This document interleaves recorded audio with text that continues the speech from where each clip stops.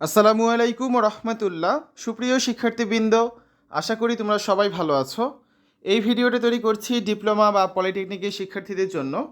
2022 প্রবিধান অনুযায়ী পলিটেকনিকের ম্যাথমেটিক্স 3, যার বিষয়কোড 25931, এই বিষয়ের অধ্যায় 6 প্রিজমের পৃষ্ঠের ক্ষেত্রফল ও আয়তন, অধ্যায়টির সব গুরুত্বপূর্ণ সমস্যার সমাধান নিয়ে আজকে আলোচনা করব। প্রথমে দেখে নেওয়া যাক প্রয়োজনীয় সূত্রাবলী। 1. প্রিজমের আয়তন। ভি ইজ ইকুয়াল টু কী লেখা যায়? এএস, যেখানে ভি মানে হচ্ছে আয়তন বা ভলিউম, এ মানে হচ্ছে ভূমির ক্ষেত্রফল বা এরিয়া, আর এস মানে হচ্ছে উচ্চতা বা হাইট। তাহলে ভূমির ক্ষেত্রফলের সাথে উচ্চতার গুণফল বের করলে আমরা কি পাচ্ছি? প্রিজমের আয়তন। 2. প্রিজমের সম্পূর্ণ পৃষ্ঠের ক্ষেত্রফল। পার্শ্বস্থ তলের ক্ষেত্রফল যোগ হচ্ছে 2 ইন্টু ভূমির ক্ষেত্রফল। আর পার্শ্বস্থ তলের ক্ষেত্রফল কীভাবে বের করবে? ভূমির পরিসীমা ইন্টু উচ্চতা যোগ 2 ইন্টু ভূমির ক্ষেত্রফল। তাহলে ভূমির পরিসীমা কত? পি, উচ্চতা হচ্ছে এইচ, তার মানে পি এইচ প্লাস 2 ইন্টু ভূমির ক্ষেত্রফল মানে এ, তার অর্থাৎ হচ্ছে 2a। এবার একটা সমাধান দেখা যাক। একটি ত্রিভুজাকৃতি সমপ্রিজমে বাহুর দৈর্ঘ্য যথাক্রমে 13, 14 ও 15 সেন্টিমিটার, উচ্চতা 12 সেন্টিমিটার হলে এর সমগ্র তলের ক্ষেত্রফল এবং আয়তন নির্ণয় করো। ঠিক আছে? তাহলে প্রিজমটির ভূমির পরিসীমা 2s সমান কী বলা যায়? তিনটার যোগফল 13, 14, 15, যোগ করলে পাচ্ছি কত আমরা? 42। তাহলে এস মানে অর্ধ পরিসীমা মানে কত? 42/2, তার মানে 21 সেন্টিমিটার। তো এখানে একটা প্রিজমের ছবি দেওয়া আছে এবং যে মানগুলো প্রশ্নে দেওয়া আছে সেই মানগুলো এখানে লেখা হয়েছে 13, 14, 15 আর হচ্ছে উচ্চতা 12। তাহলে ত্রিভুজটির ভূমির ক্ষেত্রফল কী হবে? এ সমান √s into S minus A into S minus B into S minus C. মান বসিয়ে দিলাম 21 ইন্টু 21 মাইনাস 13, 21 মাইনাস 14, 21 মাইনাস 15 বর্গ সেন্টিমিটার, অর্থাৎ 21 ইন্টু 8 ইন্টু 7 ইন্টু 6 বর্গ সেন্টিমিটার, তার মানে 84 বর্গ সেন্টিমিটার। এটা কী পেয়েছি আমরা? ত্রিভুজের ভূমির ক্ষেত্রফল। আর দেওয়া আছে ত্রিভুজের উচ্চতা এইচ সমান 12 সেন্টিমিটার। বের করতে বলা হয়েছে ত্রিভুজের সমগ্র তলের ক্ষেত্রফল। তাহলে সমগ্র তলের ক্ষেত্রফলের সূত্র আমরা জানি যে পার্শ্বতলের ক্ষেত্রফল যোগ 2 ইন্টু ভূমির ক্ষেত্রফল। তার মানে পার্শ্বতলের ক্ষেত্রফল কত? ভূমির পরিসীমা ইন্টু উচ্চতা যোগ 2 ইন্টু ভূমির ক্ষেত্রফল। ভূমির পরিসীমা হচ্ছে 42, এই যে মানটা কি ভূমির পরিসীমা, আর উচ্চতা হচ্ছে 12, যোগ 2 ইন্টু ভূমির ক্ষেত্রফল হচ্ছে কত? 84। তাহলে 42 আর 12 গুণ করলে হয় 504, যোগ হচ্ছে 84 দুগুণ 168, তার মানে 672 বর্গ সেন্টিমিটার। এটা আমরা কি পেয়েছি? প্রিজমের সমগ্র তলের ক্ষেত্রফল। এখন যদি প্রিজমের আয়তন বের করতে চাই, সূত্র কি? ভূমির ক্ষেত্রফল ইন্টু উচ্চতা, তার মানে এএইচ, অর্থাৎ 84 ইন্টু 12, তার মানে 1008 ঘন সেন্টিমিটার। ঠিক আছে? প্রথম প্রশ্নের সমাধানটা শেষ। তারপরে প্রশ্নে যাই। একটি সমপ্রিজম 10 সেন্টিমিটার বাহু বিশিষ্ট একটি সমবাহু ত্রিভুজাকার ভূমির উপর অবস্থিত। যদি এর উচ্চতা 6 সেন্টিমিটার হয় তাহলে এর আয়তন ও সম্পূর্ণ পৃষ্ঠের ক্ষেত্রফল নির্ণয় করো।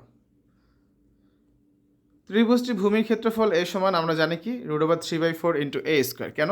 কারণ সমবাহু ত্রিভুজাকার বলা হচ্ছে, আর এটা হচ্ছে সমবাহু ত্রিভুজের ক্ষেত্রফলের সূত্র √3/4 ইন্টু এক বাহুর দৈর্ঘ্য স্কোয়ার। তাহলে এক বাহুর দৈর্ঘ্যকে আমরা এ ধরে নিয়েছি এবং সে বাহুর মান দেওয়া আছে 10 সেন্টিমিটার বাহু বিশিষ্ট, তার মানে √3/4 ইন্টু 10 স্কোয়ার, অর্থাৎ 43.30 বর্গ সেন্টিমিটার। ত্রিভুজটির ভূমির পরিসীমা পি সমান কত? 3a, কারণ সমবাহু ত্রিভুজের তিনটা বাহুই তো সমান হয়।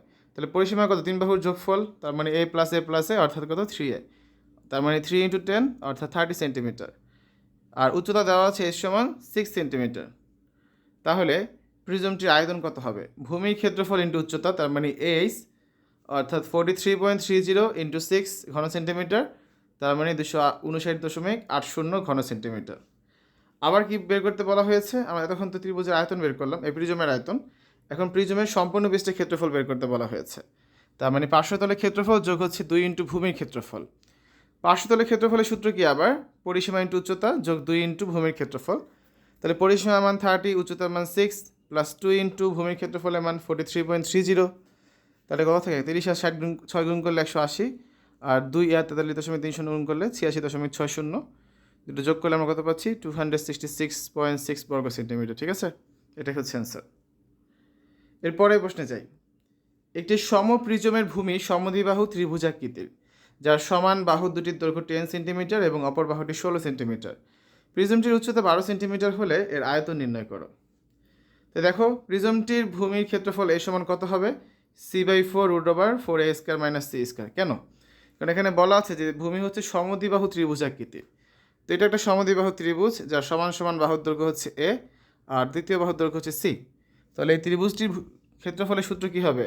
c/4 into √4a² minus C square. মান বসিয়ে দিই। সি এর মান হচ্ছে 16, তৃতীয় বাহু যেটা প্রশ্নে বলা আছে অপর বাহুটি 16, আর সমান সমান বাহু কত 10 করে, তার মানে এর মান হচ্ছে 10।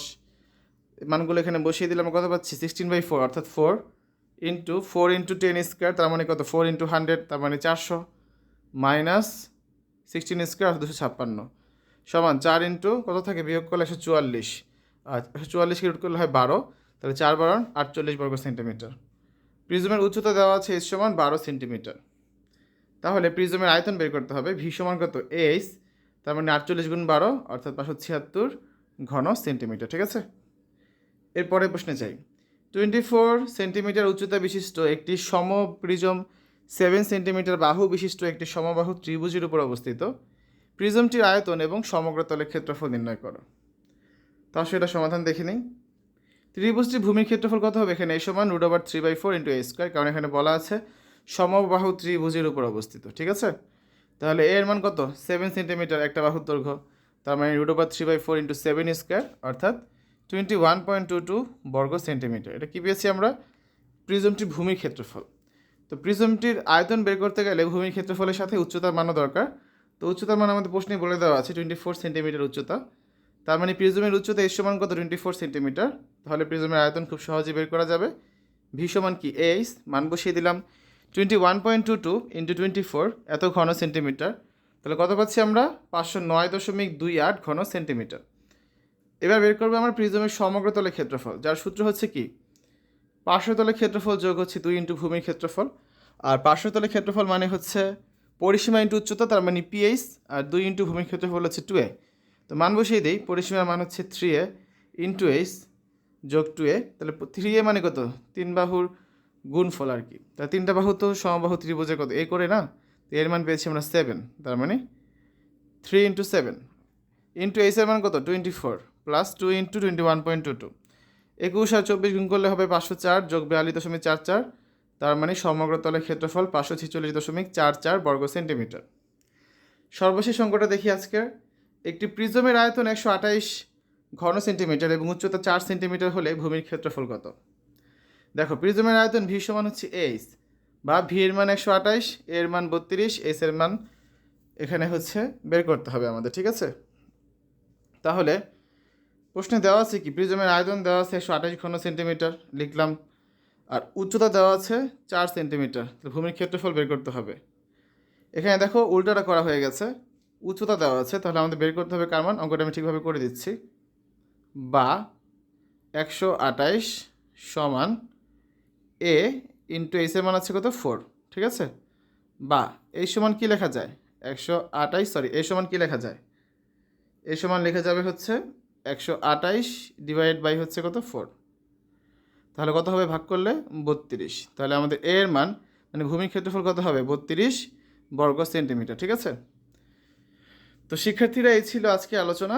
এতক্ষণ তোমরা দেখেছ পলিটেকনিকের ম্যাথমেটিক্স 3 বা ম্যাথ 3 এই বিষয়টির অধ্যায় 6 প্রিজমের পৃষ্ঠের ক্ষেত্রফল এবং আয়তন অধ্যায়টির সব গুরুত্বপূর্ণ প্রশ্নের উত্তর। আশা করি আজকের এই ভিডিওটি তোমাদের কাছে ভালো লেগেছে। সকলের সুস্থতা কামনা করে আজ এখানে বিদায় নিচ্ছি। আল্লাহ হাফেজ।